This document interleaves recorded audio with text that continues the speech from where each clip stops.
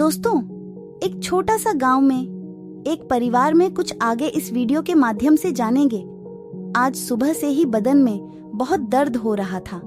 जैसे तैसे उनके लिए नाश्ता बनाया। लंच पैक नहीं करने की ग्लानि थी।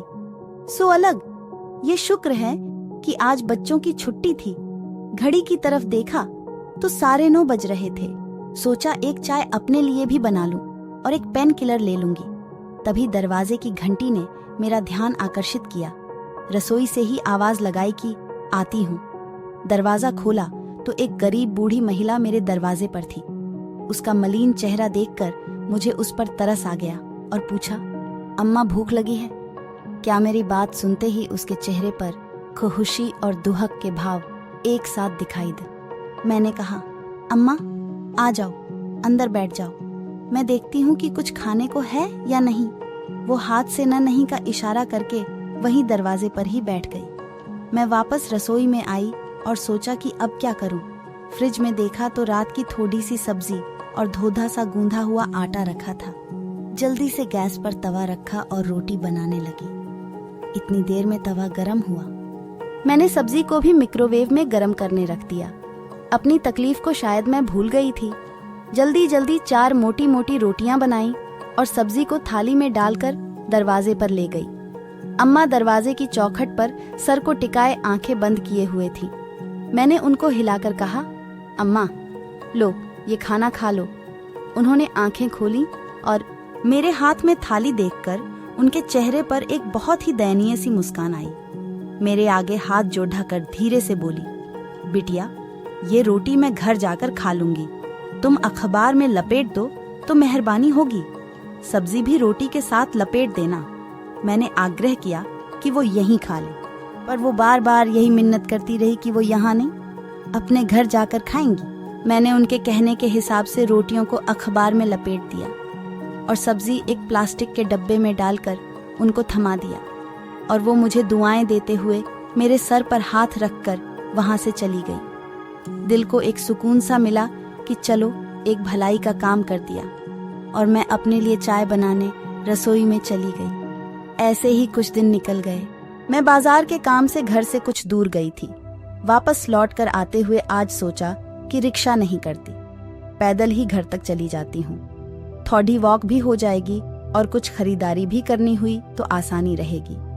अभी कुछ दूर ही चली थी कि मेरी नजर सरदाचकी के पास एक छोटी सी कुटिया पर पड्डी। वहां वही अम्मा दिखाई दी जो उस दिन घर पर आई थी। मैं अपने आप को रोक नहीं पाई और उनके पास चली गई। पता नहीं क्यों, पर उनसे एक सहानुभूति सी महसूस हो रही थी। देखने में वो गरीब और लाचार जरूर थी, पर उनके चेहरे पर जो शालीनता थी वो कुछ अलग थी, जिसको देखकर मुझे उस दिन भी कुछ अजीब सा जरूर लगा था। मैं उनके पास गई और उनको प्रणाम किया। उनसे उनका हाल पूछा और उनके इस जगह पर रहने का कारण पूछा। मेरे सवाल पर वो थोड़ा झिझक गईं और उन्होंने अपनी नजरें झुका ली। मेरा हाथ पकड़ कर मुझे अपनी कुटिया में ले गईं। वहां चारपाई पर एक बूढ़े व्यक्ति को दिखाकर मुझसे बोली, बिटिया ये मेरे पति हैं। मैं और मेरे पति यहीं पास में ही एक बहुत ही आलीशान मकान में रहते थे। मेरे पति का अच्छा कारोबार था। हमारा एक बेटा है जो अभी विदेश में रहता है। हमने उसको अच्छी शिक्षा देने के लिए विदेश भेजा था, परंतु पढ़ाई करने के बाद वो वहां ही काम करने लगा। वहीं घर लेने के लिए उसने अपने पिता से काफी पैसा मांगा, तो मेरे पति ने अपनी दुकान को गिरवी रखकर उसको पैसा भिजवा दिया। उसने कहा कि मैं आप लोगों को अपने साथ विदेश में ही रखूंगा। उसने वहीं शादी कर ली और एक दिन उसने कहा कि मैं आप दोनों को लेने आ रहा हूँ, आप तैयारी कर लो। हमने कहा कि इतना बड़ा घर किसके लिए है, हम यहीं रहेंगे और तुम भी अपनी पत्नी को लेकर वापस आ जाओ, हम सब मिलकर बहुत खुश रहेंगे। तब उसने कहा कि अगर आपका मेरे साथ विदेश में भी रहोगे तो वहां भी हम खुश रहेंगे। अभी आप लोग यहाँ अकेले रहते हो तो मुझे आप दोनों की चिंता रहती है। मेरा काम बहुत अच्छा है और हम सब साथ रहेंगे तो एक दूसरे का अच्छे से ध्यान रख पाएंगे। तब हमने सोचा कि बेटे की बात मान लेने में ही भलाई है। फिर एक दिन हमारा बेटा आया और उसने हमको ये घर बेचने पर मजबूर कर दिया, ये कहकर कि अब इस घर को यहाँ किसके भरोसे छोड़ दिए कर जाएंगे। इसको बेच देते हैं और हमेशा के लिए वही बस जाते हैं। बस हमसे यही एक बहुत बड़ी भूल हो गई। हमने घर को बेचने की हामी भर दी। घर बिक गया और वो ये कहकर कि मैं एयरपोर्ट के लिए टैक्सी लेकर आता हूँ। हम अपने सामान के साथ घर के दरवाजे पर खड़े उसका इंतजार करते रहे और वो टैक्सी लेकर नहीं आया। हम जैसे तैसे रिक्शा करके एयरपोर्ट गए। वहाँ बेटे के नाम से पता करवाया तो पता चला कि वो तो कभी का अपनी फ्लाइट लेकर जा चुका था। हम बेसहारा होकर वापस अपने घर लौट कर आए, पर वो भी बिक चुका था। हम कहीं के नहीं रहे थे हमारे साथ। हमारी ही औलाद ने विश्वासघात किया था। वो हमको बेसहारा सड़क पर छोड़ कर भाग गया था। हम इतने शर्मिंदा थे कि अपने किसी रिश्तेदार को भी ये सब नहीं बता सकते थे, क्योंकि उन सब ने हमको ऐसा करने से मना किया था। हमने भी सोचा था कि हमारा बेटा, जिसको हमने इतने अच्छे संस्कार दिए हैं, वो हमारे साथ कुछ गलत नहीं कर सकता। इसलिए हमने रिश्तेदारों को कुछ भी न बताने का निर्णय किया। इतना बड़ा सदमा ये झेल नहीं पाए और इनको दिल का दौरा पड्डी DH गया। जो थोड़े बहुत गहने मैंने पहन रखे थे, उनसे ही इनका इलाज करवाया।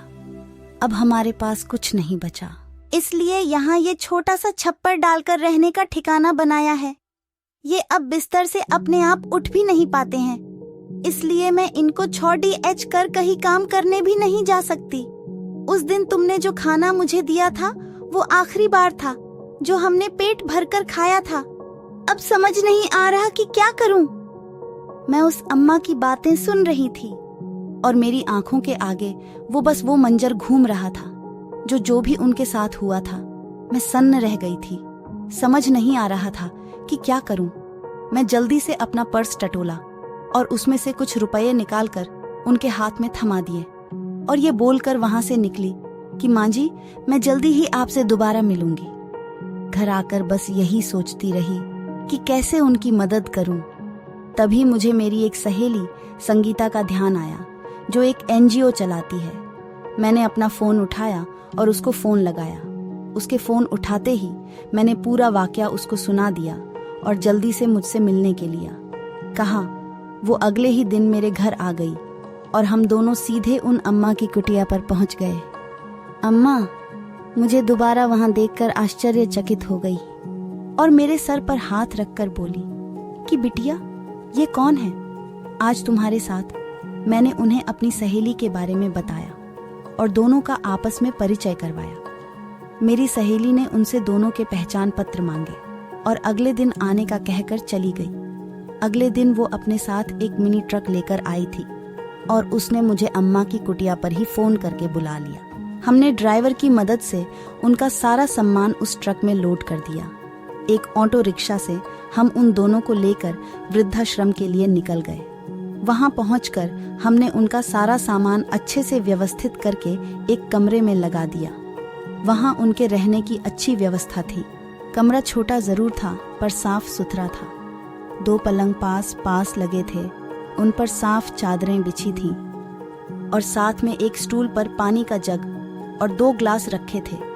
हमने उन दोनों को वहां सही से बिठा दिया और उनके लिए खाने की व्यवस्था करने के लिए चले गए। वो एक बहुत ही साफ सुथरा वृद्धाश्रम था, जहां और भी काफी बूढ़े लोग थे, जिनको उनकी औलादों ने यहाँ रहने पर विवश कर दिया था, जो अपना सब कुछ छोड़ कर यहाँ रह रहे थे। उन सब के चेहरे देखकर लगा कि वृद्धावस्था में इंसान कितना लाचार हो जाता है। अपना सब कुछ अपनी औलाद पर न्योछावर कर देता है और वो निर्मोही संतानें इनको सड़ी डी पर छोड़ी डी देती हैं या फिर यहाँ वृद्धाश्रम में लाकर पटक देती हैं। हम सबको ही इनसे सबक लेना चाहिए। अपनी वृद्धावस्था के लिए हम सभी को कुछ न कुछ रकम संभाल कर रखनी चाहिए। अपनी औलाद पर इतना भी भरोसा नहीं करना चाहिए।